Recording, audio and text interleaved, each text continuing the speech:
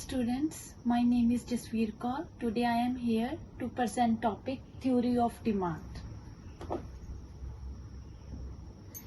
First of all, we start our topic with the introduction of demand. First is the meaning of demand. Demand means demand for a commodity is the desire to buy a commodity backed with sufficient purchasing power and willingness to spend.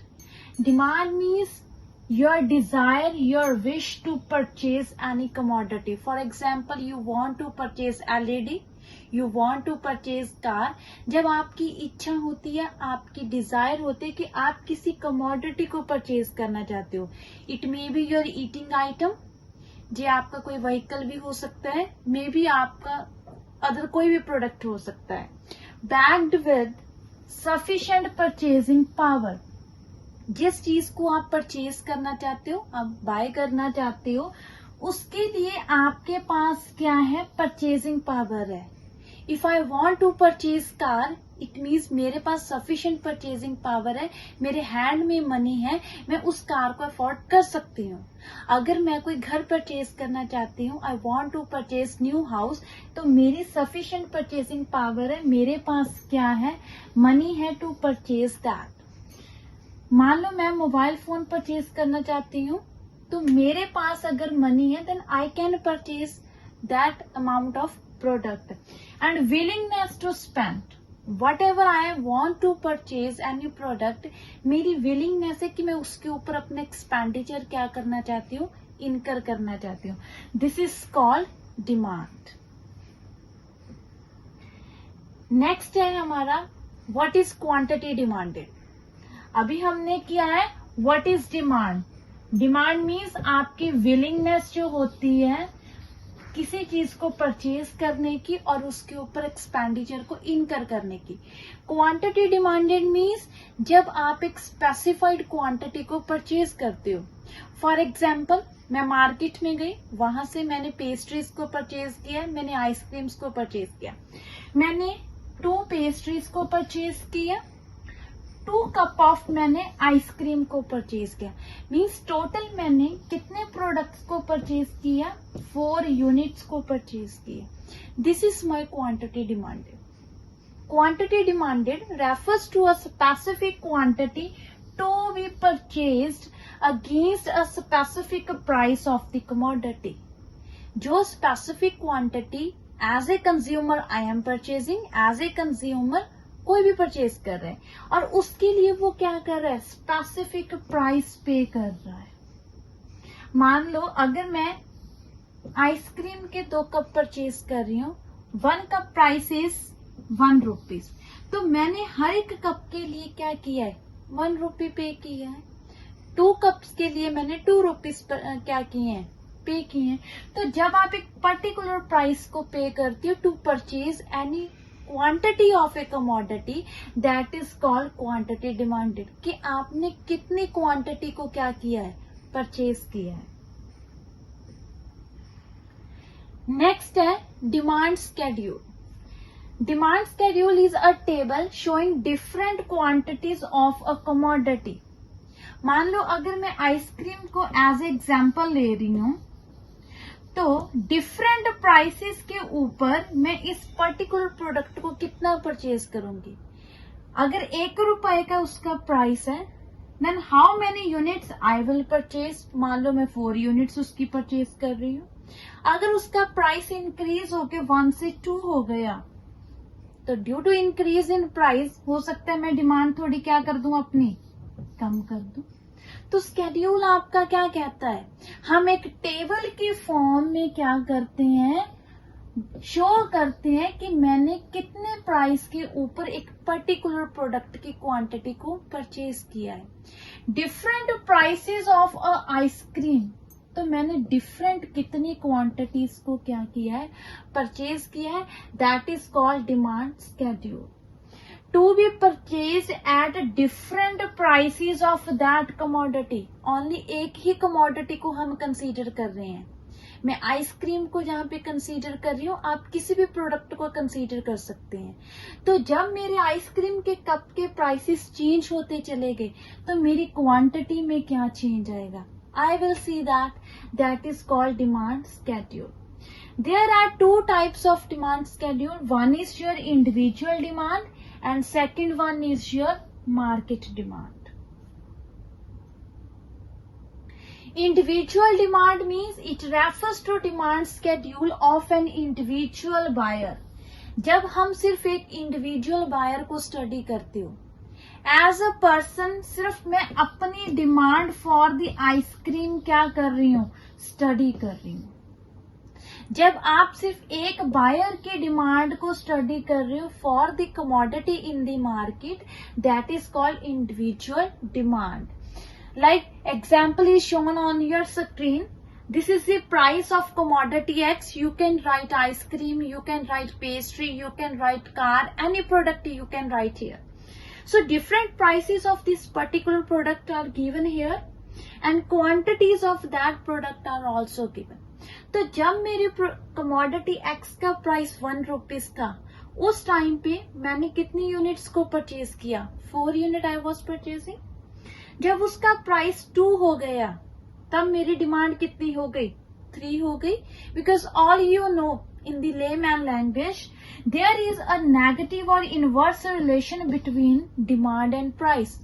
Whenever your price increases your demand decreases. हम अपनी daily life में इस चीज को क्या करते हैं? Face करते हैं. तो जब कमोडिटी एक्स का प्राइस 3 हो गया, आई reduce the demand from the 3 to 2. Last में जब प्राइस 4 हो गया तो क्वांटिटी मैंने कितनी परचेज की? ओनली 1. तो जब आप इसकी डायग्राम ऐसे ड्रॉ करोगे इंडिविजुअल डिमांड स्केड्यूल की, you all know x is and here is the Y axis. तो यहाँ पे आप क्या लिखते हो? क्वांटिटी डिमांडेड की यूनिट्स लिखते हो कि आपने कितनी क्वांटिटी क्या की है? परचेज की है. और यहाँ पे आप क्या करते हो? प्राइस लिखते हो कि डिफरेंट प्राइसेस के ऊपर आपने कितना परचेज किया. जब मेरा क्वांटिटी है आपकी 1 2 3 4 5, हियर 1 2 3 4. जब आपका प्राइस 1 है, that time you are purchasing as a consumer 4. ठीक है जी. Next, price is 2. Now you are purchasing as a consumer 3 units. Price is 3. As a consumer, we are purchasing 2 units. If price is 4, then as a consumer, we are purchasing 1 unit. So जैसे जैसे आपके prices increase होते चले गए of a particular commodity, आपकी quantity for that product क्या होती चली गई? रिड्यूस होती चली गई. तो जब हम इसकी जो कर्व ड्रॉ करेंगे तो आपकी कर्व क्या हो जाएगी? डाउनवर्ड हो जाएगी. So this is called individual demand schedule. आप एक पर्टिकुलर सिंगल बायर को क्या कर रहे हो? शो कर रहे हो. नेक्स्ट है market demand schedule. Market demand schedule represents demand for a commodity by all the consumers in the market. एक पर्टिकुलर कमोडिटी को जितने भी बायर्स परचेज कर रहे हैं मार्केट में, हम उन सब की प्रेफरेंस को क्या करते हैं? स्केड्यूल में शो करते हैं. इंडिविजुअल में क्या था? हमने सिर्फ एक 1 बायर को कंसीडर की है. मार्केट में क्या है? हम मोर देन 1 बायर को क्या करते हैं? कंसीडर करते हैं. Like given in the table also, these are the prices of commodity x. और यहाँ पे क्या है? 2 कॉलम्स में consumer a and consumer b की प्रेफरेंस को क्या किया गया है? शो किया गया है. तो जब हम इसकी डायग्राम ड्रॉ करेंगे उस टाइम पे हम क्या करेंगे? इन दोनों का यहाँ पे टोटल करेंगे, क्योंकि हमने डायग्राम में क्या करना है? इस चीज को ड्रॉ करना है.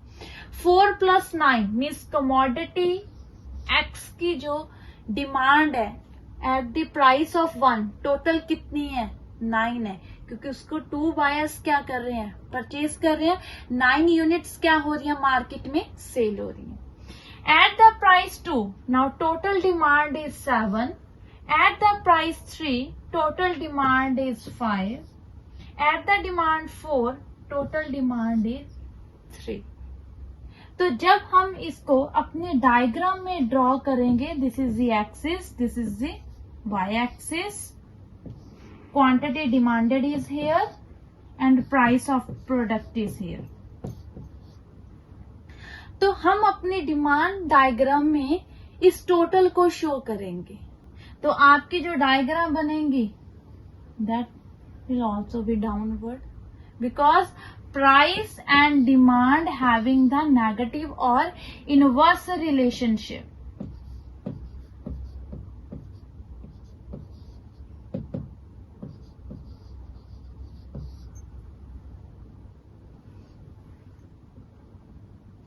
नेक्स्ट है डिमांड फंक्शन.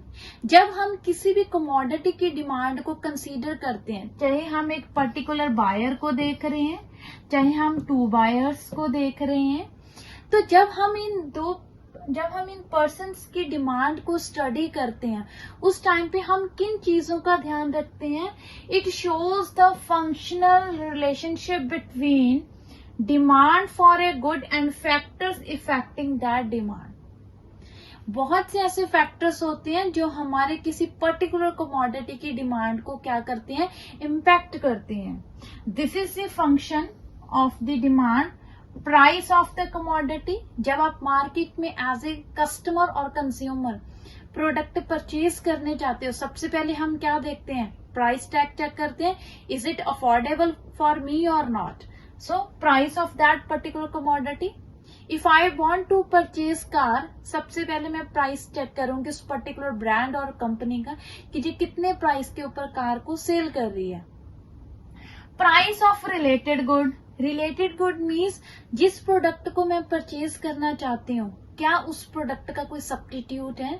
अगर मुझे उसका प्राइस या उसकी क्वालिटी अच्छी ना लगी, क्या मैं उस प्रोडक्ट की जगह पे किसी और प्रोडक्ट को परचेज कर सकती हूँ? That are called related good. So there are 2 types of related good. One is the substitute goods and second is the complementary goods. We check prices of these products also. Income of buyer. क्या मेरी इतनी income है कि मैं उस car को या उस घर को परचेज कर सकती हूँ? Taste and preference.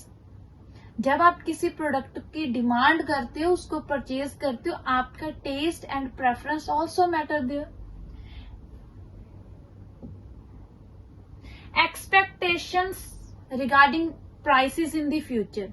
अगर आज मैं इस प्रोडक्ट को परचेज कर रही हूँ, then what will be the price of this product in the future? वो प्राइस आपका इंक्रीज भी हो सकता है, वो डिक्रीज भी होता है.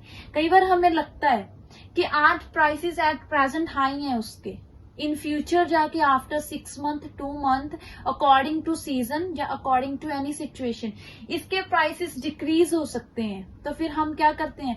अपने डिसीजन को पोस्टपोन कर देते हैं to purchase that commodity.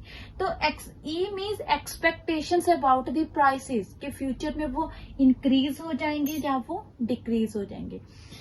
All these factors affect the demand decision. जब एज अ बायर और कंज्यूमर आप क्या करते हो? किसी भी पर्टिकुलर प्रोडक्ट को परचेज करते हो. नेक्स्ट है determinants of demand. First is the price of good that we have already discuss कि एक पर्टिकुलर कमोडिटी का क्या प्राइस है. हम डिफरेंट प्रोडक्ट के प्राइसेस को क्या करते हैं? कंपेयर करते हैं. Income of consumer, taste and preference of consumer, change in the price of related good like substitute goods and complementary goods, future expectations to change in price.